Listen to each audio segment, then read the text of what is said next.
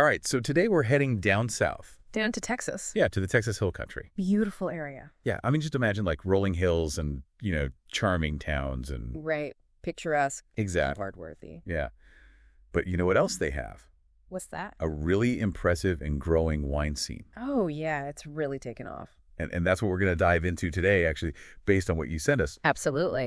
We're going to zoom in on one particular winery called Pedernales Cellars. Okay. Great choice. And kind of look at their story within this broader picture of how this whole Texas Hill Country winery scene has really kind of blossomed. It's a fascinating story of a region that you don't immediately associate with great wine. Right. But it has become a serious player in the American wine industry. Yeah. And how did that happen? Right. That's the question we're going to answer. Yeah. What made that happen? Exactly. So your sources provided some really interesting insights about the history, the geography, and the spirit of innovation that's driving this whole thing forward. Yeah. And I mean, I have to say, one of the things that stood out to me when I was reading through this was the history of it. Oh, yeah. Like, it goes way back. It does. Like, further than I would have imagined. And a lot of it ties to something that I think a lot of people wouldn't necessarily guess.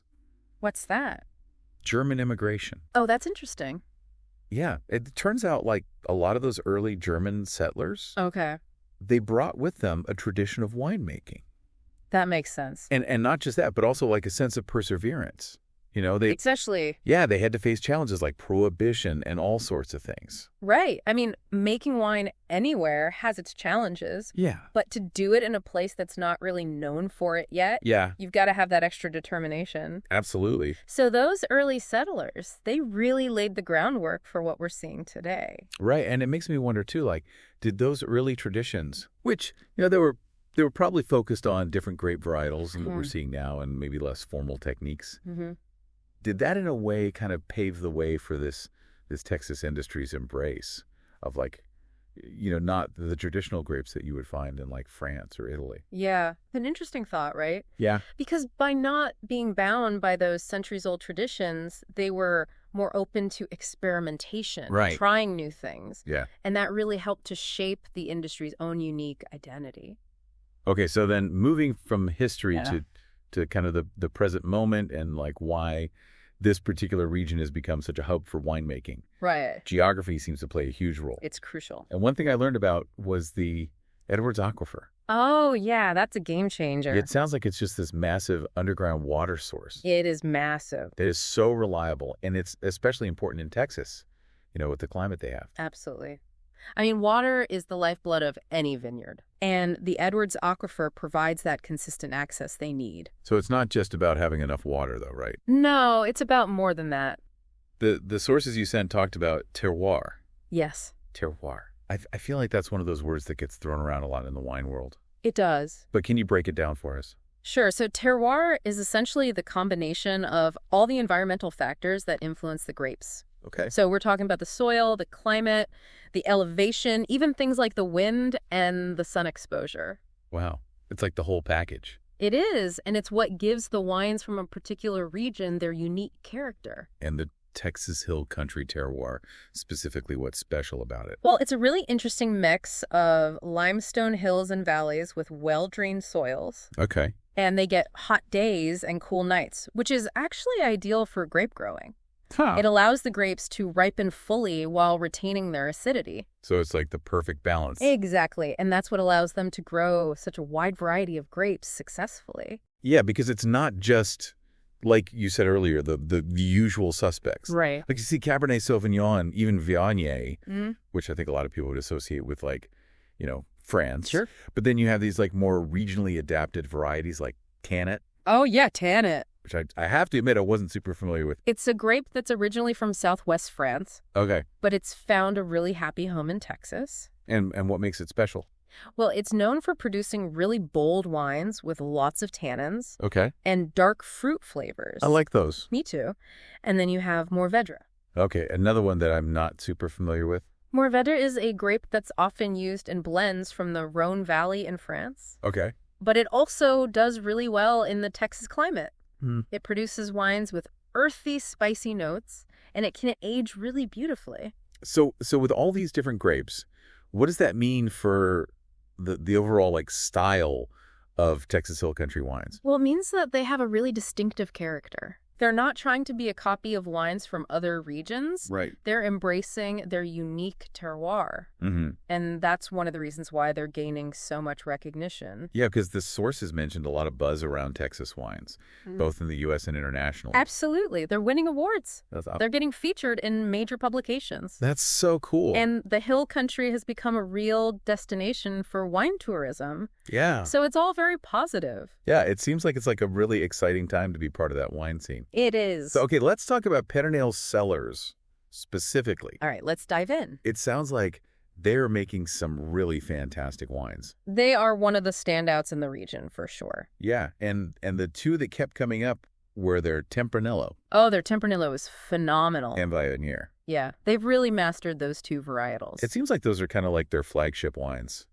You could say that, and the experts agree. Yeah. They consistently praise the quality and elegance of those wines. And they're not just like, resting on their laurels. No, they're not. They're really focused on these climate-specific varietals. It's a smart strategy. Yeah. They're choosing grapes that are naturally suited to the Texas heat and the Hill Country terroir. Right. And that allows them to really kind of highlight the unique characteristics of the region. Exactly. They're letting the grapes speak for themselves. And it sounds like they're not afraid to experiment either. No, they're always looking for new ways to push the boundaries. Yeah, they're planning to expand their portfolio. That's right. They're going to be adding more Rhone and Spanish varietals. Which makes a lot of sense when you think about it. It does. Like those regions have similar climates to Texas. Exactly. So those grapes should thrive there. And I mean, the experts seem to think that Pedernales Cellars is really on the verge of something big. They do. They're predicting even more national and international recognition for them in the next couple of years. Which is amazing. It is. One thing that also really impressed me about them was their commitment to sustainability. Oh, yeah. They're doing great things on that front. They're actually in the process of getting their grapes certified as organic. That's a big deal. Yeah. It's not easy to achieve organic certification. So it shows they're really serious about it. Exactly. They're committed to environmentally friendly practices. Yeah. And they're thinking about the long-term health of their vineyards. Absolutely. And the planet. Yeah. And I also noticed that they offer single vineyard Tempranillos. Oh, yes. Their single vineyard bottlings are fantastic. And even a reserve Tempranillo. That's right. They're really showcasing the nuances of their terroir. Yeah, it's like they're saying, hey, look, we have these different plots of land. Right. And they each produce slightly different expressions of the same grape. Exactly. It's a way for them to highlight the diversity and complexity of their vineyards. And it's not just about the wine itself. No, the whole experience is important. Yeah, it sounds like they've made some changes to their winery.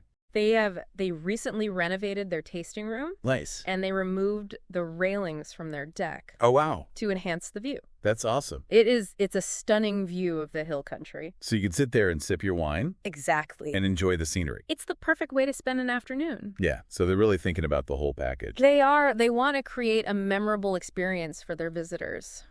And speaking of exciting things to come, they're releasing their 2023 Viognier Reserve soon. Oh, yes, that's going to be a special one. Their 2022 vintage won multiple gold medals. Including one from the prestigious San Francisco International Wine Competition. That's huge. It is a very impressive accomplishment. So I'm sure the 2023 is going to be just as good, if not better. I'm sure it will be.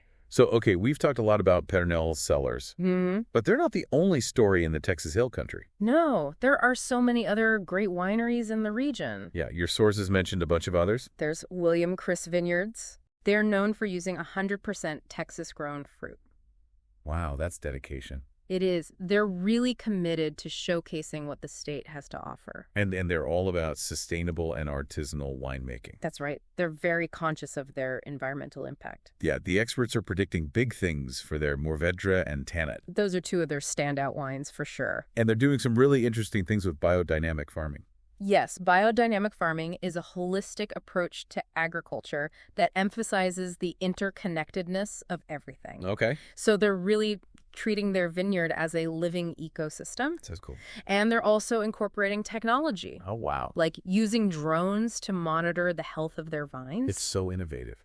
It is they're using data to optimize their grape growing and winemaking processes. So it's like science meets tradition. Exactly. Then you have Fall Creek Vineyards. Okay, I've heard of them. They're one of the pioneers of the Texas wine industry. Really? They've been around for over 40 years. And they consistently win awards at national competitions. That's impressive. Their Meritus, which is a Bordeaux-style blend, Okay. and their Chardonnay are particularly noteworthy. So you're all about quality. Absolutely. They've set a high bar for Texas wines. And then there's Becker Vineyards. Another great winery. Yeah, they seem to have a really interesting approach. They do. They blend traditional methods with modern techniques. Oh, okay. So they're kind of finding that sweet spot. Exactly. And they have a lavender festival. Yes, it's a very popular event. That sounds fun. It is. It's a great way to experience the beauty of the hill country and sample some delicious wines. So they're really good at marketing. They know how to create a memorable experience. And the experts are predicting that they're going to significantly increase their online presence and direct-to-consumer sales by 2025. Which makes sense given the growing trend of buying wine online. Yeah. People are more comfortable than ever with purchasing wine from the comfort of their own homes. Okay. Let's see, who else do we have? There's Great Creek Vineyards. Okay. They're known for their high-end wine experience. Fancy. They have a state-of-the-art wine club. Oh, wow. And they offer exclusive tours. So they're really catering to a specific clientele. They're targeting those who are looking for a more luxurious wine experience. And their Bordeaux-style blends are expected to gain even more recognition in the coming years. That's right. They're investing in refining their barrel aging techniques. So they're serious about making top-quality wines. Absolutely. Okay, so we've covered a lot of wineries. We have, but there are even more that are worth mentioning. Oh, really? Yes. There's Milestone Vineyards. Okay. They've been making 100% Texas wine for 7 generations. Wow, that's incredible. It is a true family legacy. And Aracel Vineyards, they have over 40 years of experience. They're known for their beautiful setting and their commitment to quality. Then there's Dust Peach House. They're a charming spot that offers local wines and artisanal goods. Well, that sounds cute. It is a great place to find unique gifts. And Ab Astris. They're a family-run winery that focuses on expressing the Texas terroir. Okay. They're very passionate about showcasing the unique character of the region. And Filmy Fellers. They're known for their hand harvesting and handcrafted blends. That's awesome. They're really dedicated to the craft of winemaking. And lastly, Inwood Estates Vineyards and Bistro. They offer diverse tastings and a delicious bistro menu. Oh, so you can get your wine and food fix all in one place. Exactly. So it really seems like there's something for everyone in the Texas Hill Country. There is. No matter what your taste or budget, you're sure to find a winery that you'll love. And it's not just individual wineries doing their own thing. No, there's a real sense of community and collaboration in the region. Yeah, I noticed that they have this association, the Texas Hill Country Wineries Association. It's a great organization that works to promote the region as a whole. And they're partnering with Wine Folly? Yes, Wine Folly is a popular website and app that provides information about wine. They're going to be launching a Texas Hill Country Region Guide later this summer. Oh, wow. That's a big deal. It is. It's going to put the region on the map for a much wider audience. And they have the Texas Wine Month Passport. Yes. That's a great program that offers complimentary tastings at participating wineries. Oh, that's cool. It's a fun way to explore the region and discover new favorites. And they have all these spring wine festivals and events. Absolutely. April, May, and June are packed with wine-related events. So there's always something going on. Always. Wow. So to kind of wrap things up, it seems like Pedernales Cellars is really a microcosm of the Texas Hill Country wine scene as a whole. I agree. Their story is very much intertwined with the broader narrative of the region. Yeah, it's this story of heritage and adaptation and innovation. And a commitment to quality. Right, from those early German settlers to the modern-day winemakers. They've all played a part in shaping what the Texas Hill Country wine scene is today.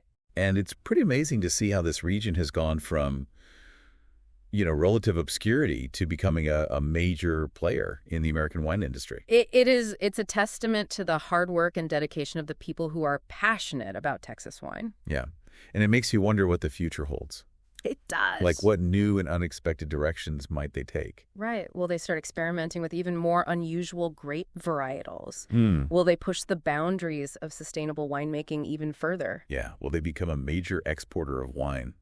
It's all possible. It's exciting to think about. It is the future of Texas. Wine is bright. Yeah, and I think this whole deep dive has really shown that you can find these amazing and unexpected pockets of innovation and creativity in places that you might not initially think of. Absolutely.